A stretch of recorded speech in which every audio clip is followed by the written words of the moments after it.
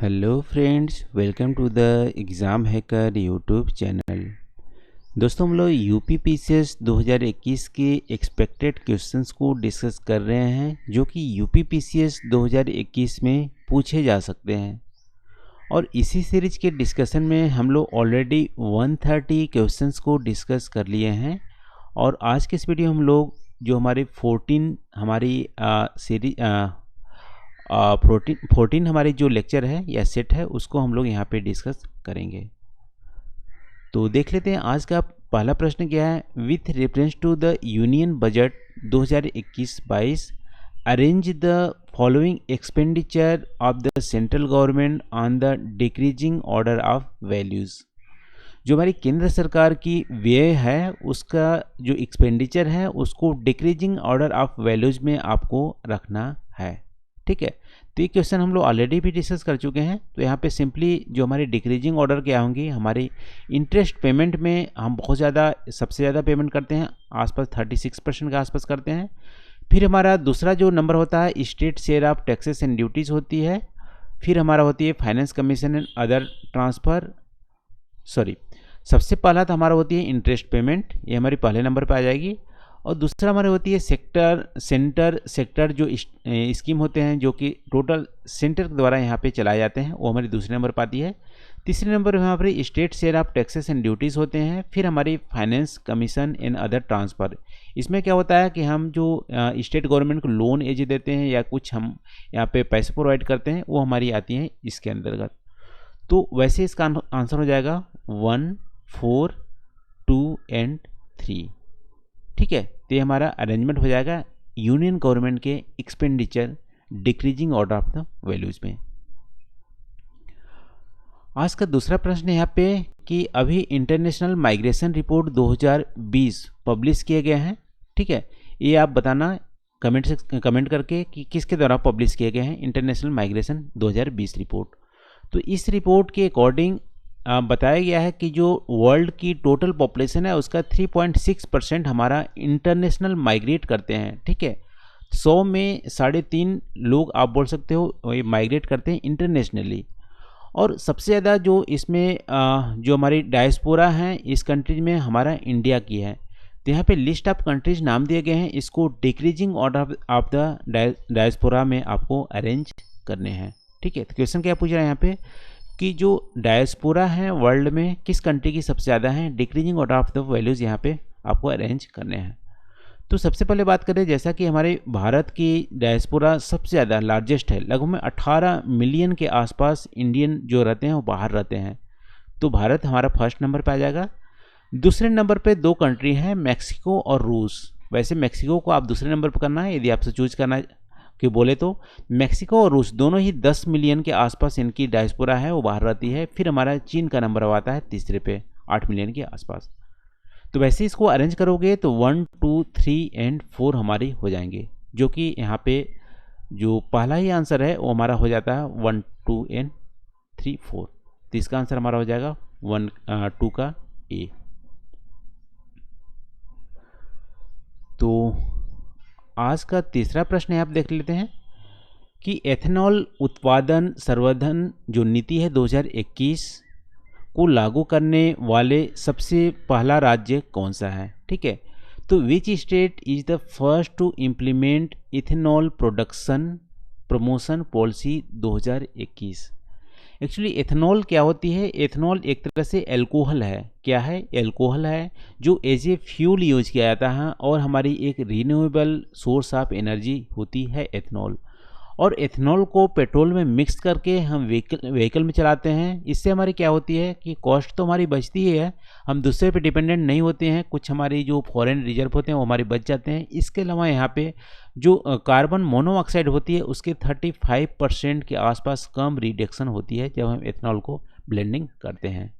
तो ethanol production policy 2021 में क्या किया गया है, यहाँ पे इंसेंटिव दिए जाएंगे। जो यहाँ पे मैन्युफैक्चरिंग यूनिट होंगे उसमें 15% जो हमारी कॉस्ट ऑफ प्लांट है उसको यहाँ पे गवर्नमेंट सब्सिडी देगी, या मैक्सिमम हमारी 5 करोड़ तक हो सकते हैं। ठीक है, तो ethanol production promotion policy central government की पॉलिसी है जिसमें कि बिहार यहाँ पे फर्स्ट यहाँ पे इम्प्लीमेंट किया है। ठीक है, तो इसको आप ध्यान रखना। बिहार पहला राज्य है जो एथनॉल प्रोडक्शन प्रमोशन पॉलिसी को इम्प्लीमेंट कर रहा है। तो इसका आंसर हो जाएगा 3 का बी। अब यहाँ पे चौथे में पूछा है कि जो हमारी कौन सी राज्य देश में सबसे अधिक एथनॉल का उत्पादन करता है। तो एथनॉल को सबसे ज़्यादा उत्पादन कौन करता है? हमारा उत्तर प्रदेश। हमारा उत्तर प्रदेश सबसे ज़्यादा एथनॉल को प्रोडक्शन करता है। लगभग में अभी गवर्नमेंट ने यहाँ पे जो अनाउंस किया था कि 58 जो करोड़ है लीटर एथनॉल का प्रोडक्शन उत्तर प्रदेश ने अकेले यहाँ पे किया हुआ है। दूसरे नंबर पे आई थिंक हमारी महाराष्ट्र है और तीसरे नंबर पे कर्नाटका है, लेकिन फर्स्ट नंबर पे हमारा उत्तर प्रदेश है एथनॉल के प्रोडक्शन में। तो 4 का हमारा यहाँ पे ए यहाँ पे आंसर हो जाएगा। और एथनॉल का प्रोडक्शन का मेन जो मेजर रॉ मटेरियल है वो हमारी है शुगर केन। तो 4 का हमारा ए यहाँ पे आंसर हो जाएगा। पांचवा है who amongst the following was the first to consider the possibility of Europe, Africa, America having been located side by side। तो कौन सा जियोग्राफर ने यहाँ पे सबसे पहले बोला था कि यूरोप, अफ्रीका और अमेरिका तीनों ही साथ साथ यहाँ पे रहते हैं। यहाँ पे ऑप्शन दिए गए हैं अल्फ्रेड वेगनर जो कॉन्टिनेंटल ड्रिफ्ट थ्योरी दिए थे, फिर है एंटोनियो पेलेग्रिनी, फिर है अब्राहम आर्टिलियस, फिर चौथा है यहाँ पे एडमंड हेसो। तो सबसे पहले कौन यहाँ पे पॉसिबिलिटी जाहिर की थी कि यहाँ पे तीनों ही साथ साथ थे? तो दोस्तों जो हमारी अब्राहम आर्टिलियस थे इन्होंने सबसे पहले पॉसिबिलिटी जाहिर की थी और ये हमारी 1596 ईस्वी में की थी। ठीक है, इन्होंने बहुत ही पहले। और ये कौन थे? डच मैप मेकर थे। डच के जो मैप बनाते थे वो हमारे मैप मेकर थे। इन्होंने सबसे पहले पॉसिबिलिटी जाहिर की थी कि यूरोप, अफ्रीका और अमेरिका तीनों पहले साथ साथ हो सकते हैं क्योंकि ये मैप में एक जगह यहाँ पे फिट बैठते हैं। लेकिन बाद में जो कॉन्टिनेंटल ड्रिफ्ट थ्योरी आई थी वो हमारी अल्फ्रेड वेगनर द्वारा बहुत ही बाद में आई थी, यानी 1912 में आई थी। तो इसको अल्फ्रेड वेगनर को आप टिक नहीं कर देना। यहाँ पे अब्राहम आर्टिलियस जो डच मैप मेकर थे उन्होंने पॉसिबिलिटी जाहिर की थी।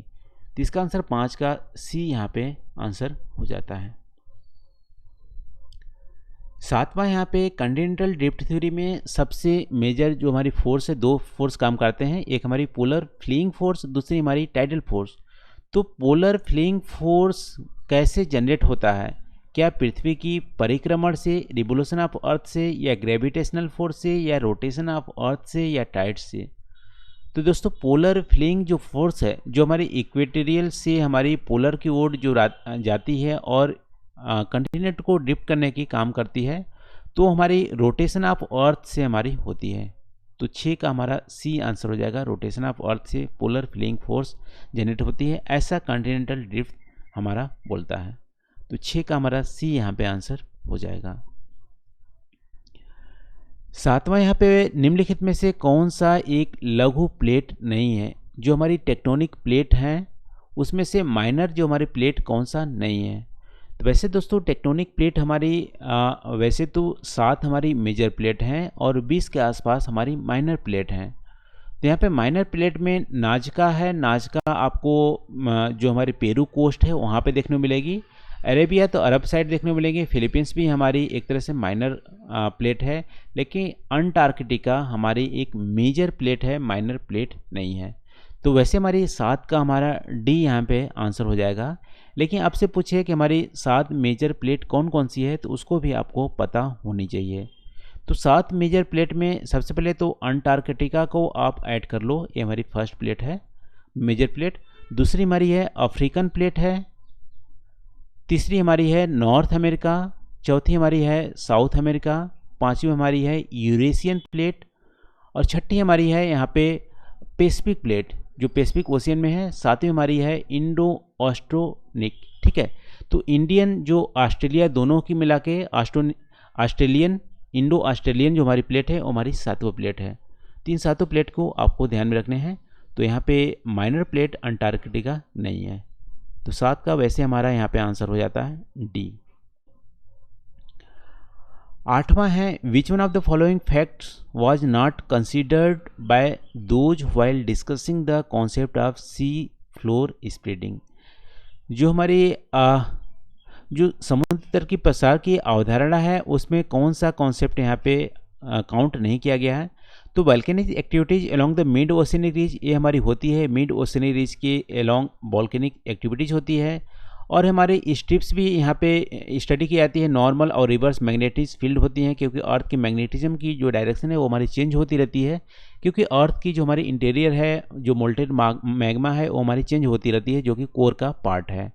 तो उसके चलते यहाँ पे नॉर्मल और जो स्ट्रिप्स होती है, रिवर्सल ऑफ स्ट्रिप होती है, वो भी हमें मैग्नेटिज्म को ये हमारी स्टडी करते हैं इसमें।